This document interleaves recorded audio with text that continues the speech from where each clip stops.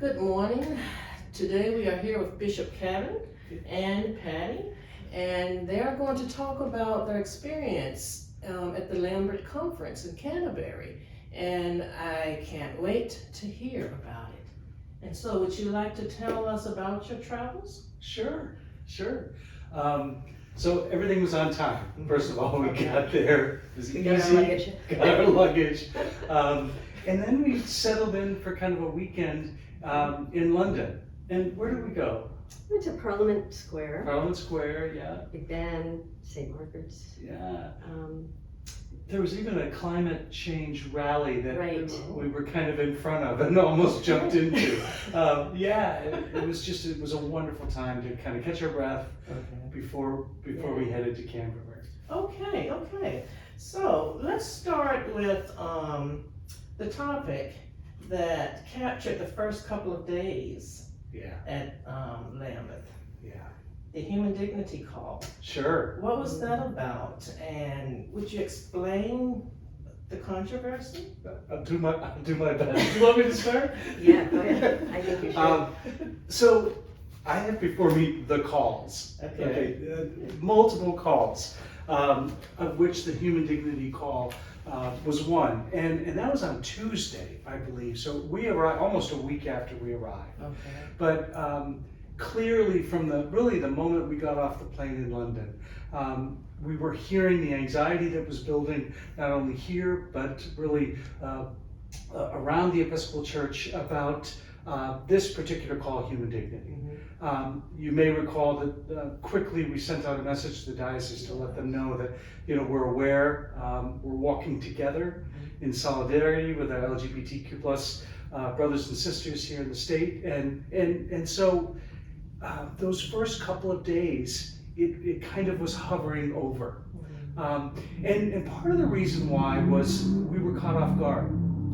First of all, not all of us knew that there were going to be calls. We thought we were going to be gathering and building relationships.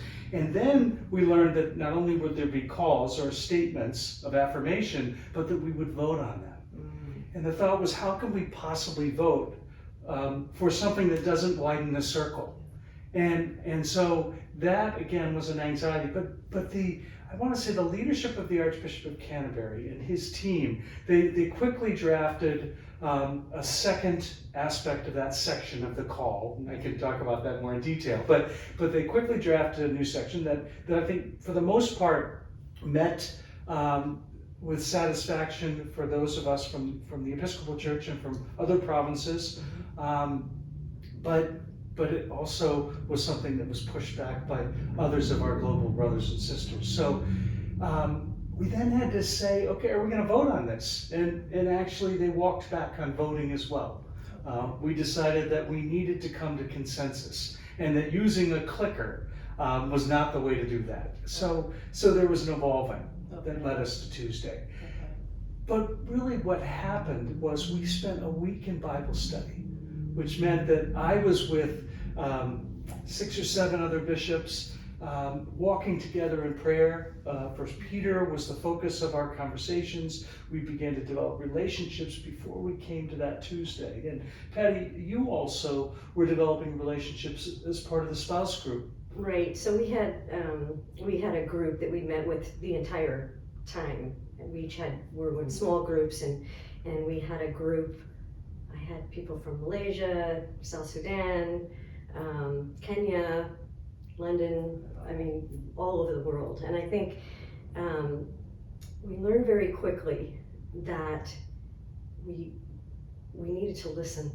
We just needed to learn from each other. We had this tendency to come with our perspectives, our feelings, and we just needed to really learn and ask questions and understand. And so as that time with our Bible study evolved, we were better able to come to the center. Let me just say a word about the Lambeth March.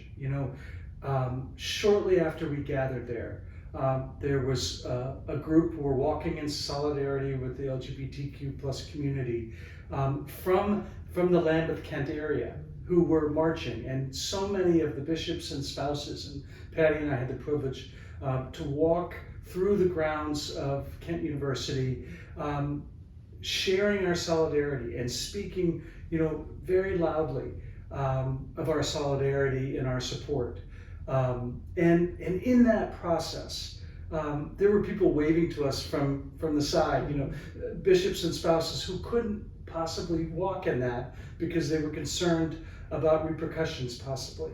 But they were walking in solidarity as best they could. And I think the spouses group really did some of the most remarkable work. As you know, I think it was 6 or 7 of the spouses were not invited, so they were not on campus with us, but they were present with us. Pat, do you want to just say a word about that? Yeah, we met over this a few times as a group of the Episcopalian spouses, and we were in solidarity with our brothers and sisters over this. We were clearly in support of them. So we found ways to continue to include them in what we were doing.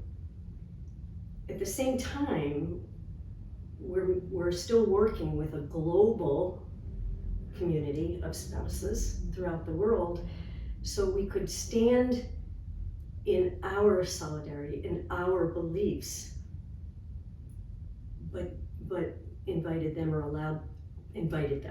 not that we have to allow them to, we invited them to speak, and we listen and learn from their perspective, because the whole idea of this conference was, how do we come together?